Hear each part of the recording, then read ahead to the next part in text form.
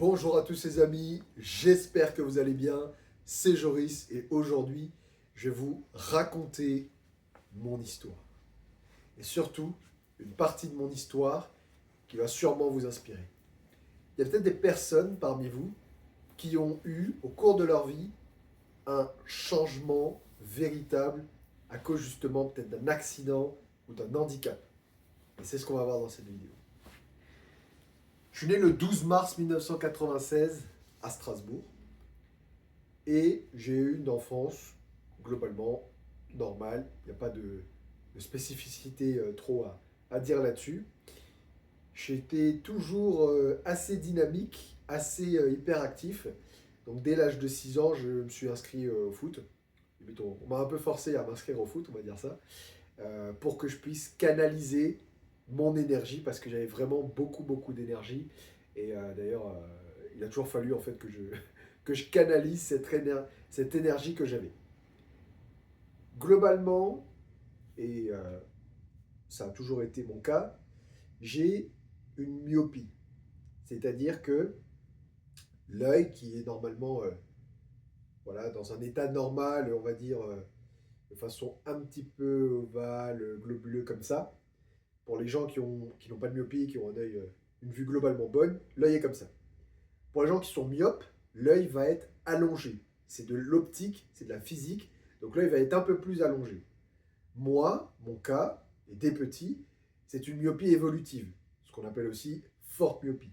C'est-à-dire que ce n'est pas une myopie qui va se stabiliser dans le temps. Normalement, avec le temps, au bout un certain âge, on va dire à peu près l'adolescence, la myopie, l'œil se stabilise. Donc, ok, ton œil s'est allongé, ça c'est la première chose, mais c'est stabilisé. Donc voilà. Avec les myopies évolutives, bah, chaque année vous allez chez l'ophtalmo et chaque année il vous dit bon bah on augmente l'intensité du verre correcteur, vous changez les lunettes chaque année ou bien tous les 2 ans parce que la myopie évolue, etc. Donc moi ce fut mon cas. Ça a été mon cas. Donc globalement ça n'a pas vraiment posé de problème, simplement il fallait changer les lentilles et tout, enfin plutôt les lunettes. Au bout d'un moment, ça a commencé à poser problème. Quand je devais avoir euh, 15, 16, 17 ans, j'ai commencé à avoir justement cette myopie évolutive qui continuait. Mais bon, globalement, si c'est juste une myopie évolutive, c'est pas très grave en fait. C'est chiant, c'est sûr, c'est moins bon, ça crée de la tension partout, ça tire sur votre rétine, ça tire sur votre œil, c'est pas bon, ça crée du stress, c'est pas bon pour l'œil, c'est pas bon. Le mieux c'est d'avoir un œil normal, c'est normal. Mais à partir de 15, 16, 17 ans, la myopie a commencé à évoluer. Et notamment vers 16-17 ans, ça s'est accéléré. Donc moi, je voyais moins bien.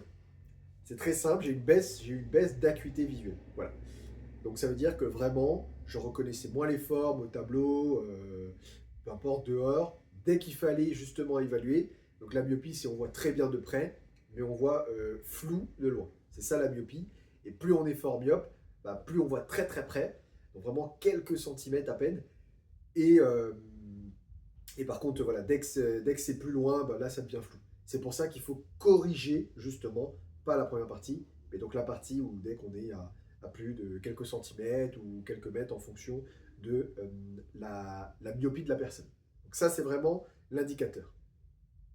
Et donc vers ces 16 ans, alors moi j'ai toujours fait du foot, hein, comme je vous l'ai dit, j'ai été inscrit à partir de 6 ans, et donc 10 ans plus tard, quoi, vers les 16 ans à peu près, j'ai vu que j'avais une baisse d'acuité visuelle. Alors après, j'ai fait tous les sports, j'ai été actif, comme je vous l'ai dit, hyper à fond.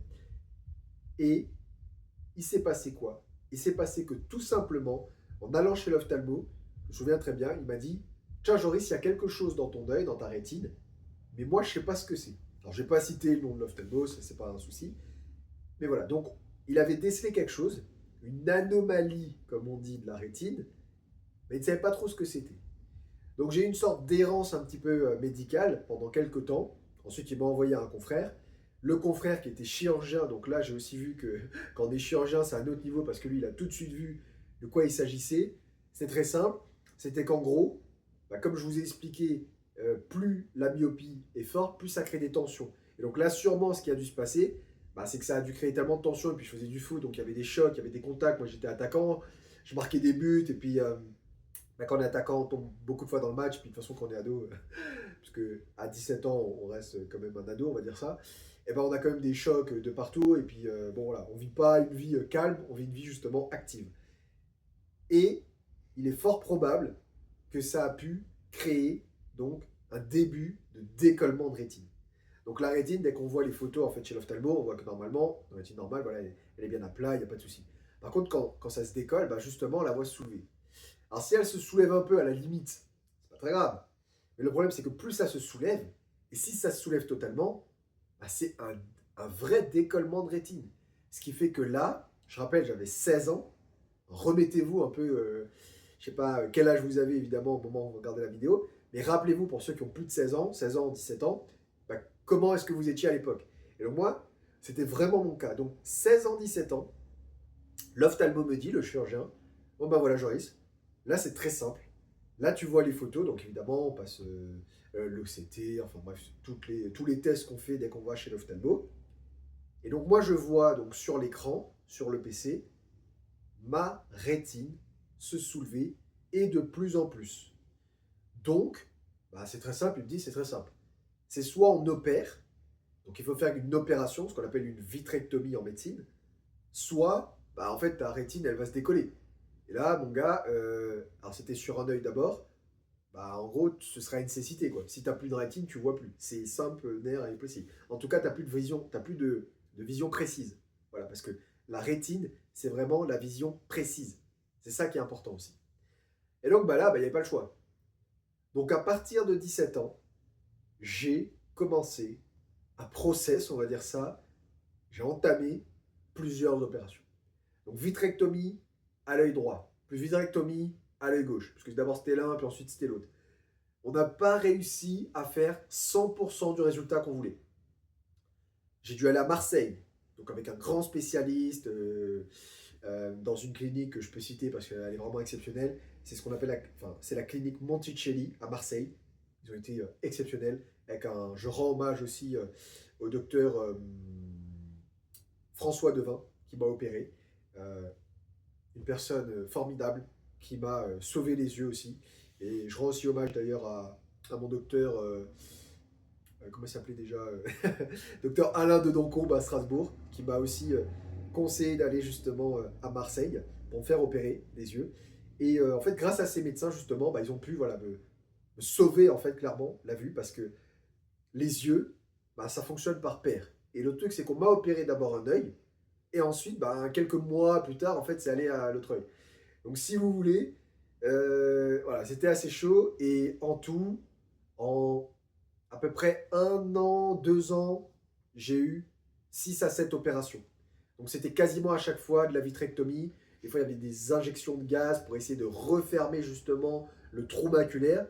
Parce que oui, au bout d'un moment, j'ai eu un trou maculaire. Donc là, aujourd'hui, quand je vous parle, je vous vois très bien, ça, il n'y a pas de souci. Euh, Parce que le cerveau est bien fait, donc il va compenser. Mais si vous voulez, cet œil-là, le droit, quand je ferme justement le gauche, et par exemple je regarde ma main ou je regarde n'importe quoi, je vais avoir un trou maculaire au centre de la rétine. Donc ceux qui ne savent pas à peu près ce que ça fait qu'il va y avoir une zone où il va manquer de l'information, parce qu'il n'y a rien, il n'y a pas la rétine. Donc bah, le cerveau va combler, on va dire ça, par une sorte de flou, mais il n'y a rien. Donc pour lire, c'est très très compliqué. En gros, il faut essayer de tourner comme ça l'œil. Et ça, c'est très très très très chaud. Je me souviens que quand j'avais parlé au médecin, au docteur, il m'avait dit, c'est des choses que l'on voit chez des patients qui ont 70, 80 ans et plus. Et moi qui avais, je le répète, 16, 17 ans à l'époque.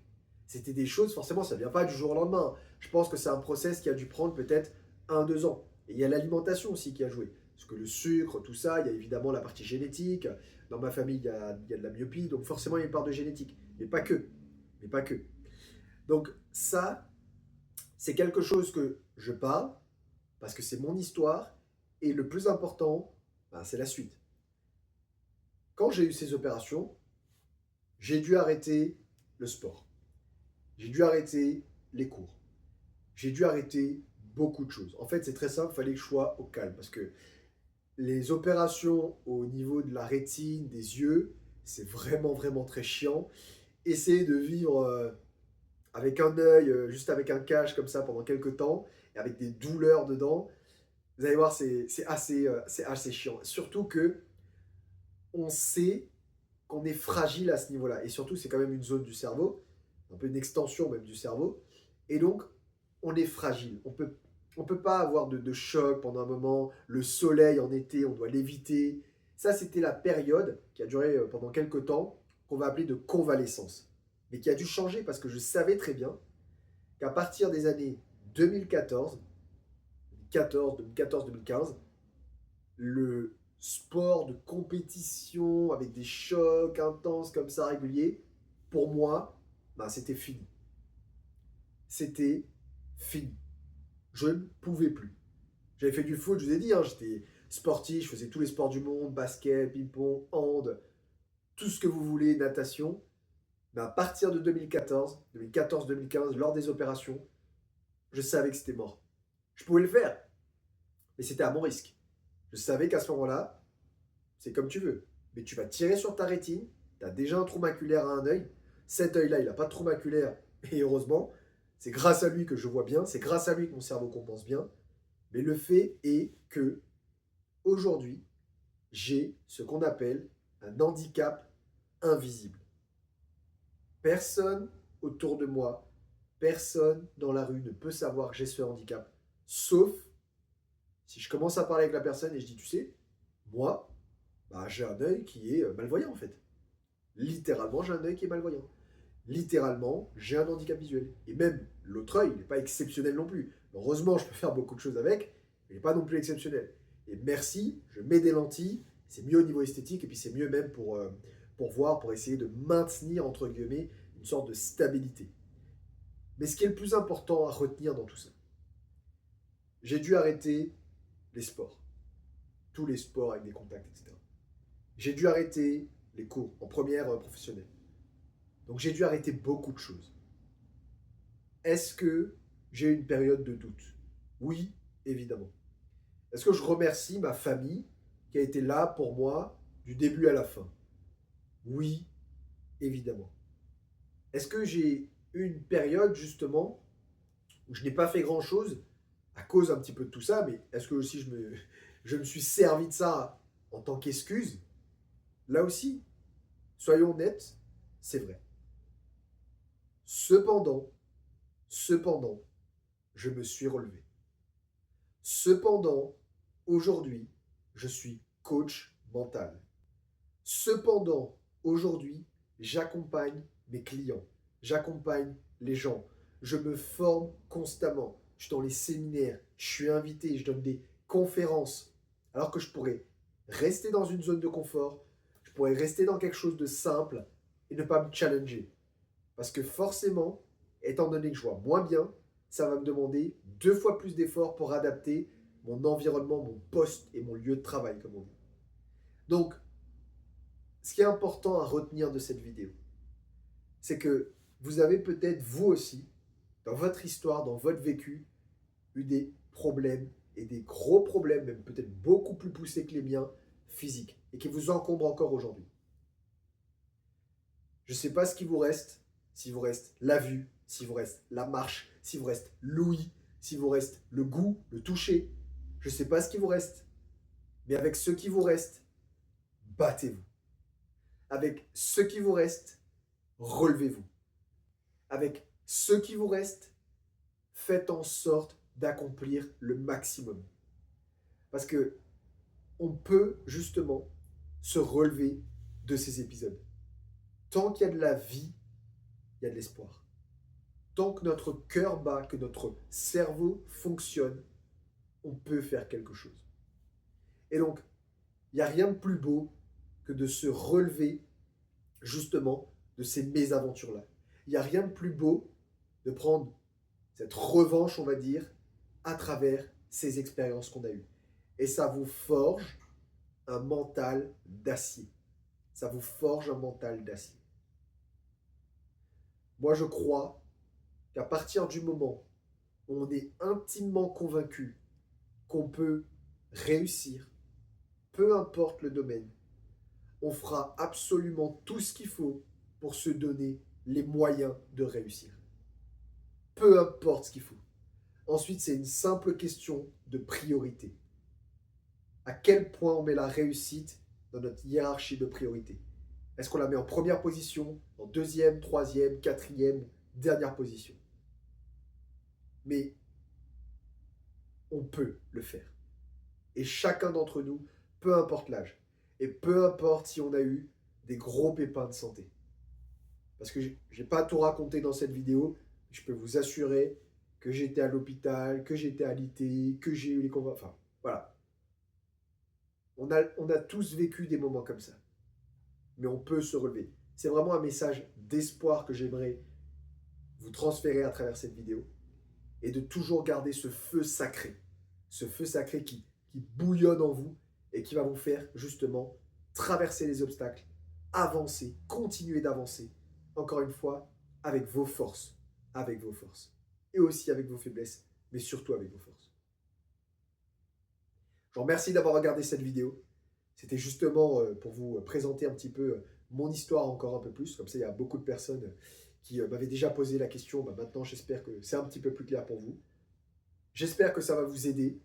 Je vous encourage tous et je vous soutiens tous, peu importe où vous en êtes aujourd'hui. Si vous êtes vraiment 100% déterminé, c'est mon but en tant que coach, c'est de faire en sorte que vous soyez 100% câblé pour atteindre vos objectifs. Si vous êtes 100% déterminé, vous allez réussir. C'est 50% du boulot. 50% du boulot. Et ensuite, on voit ça en coaching. Je vous remercie d'avoir regardé cette vidéo et je vous dis à très vite.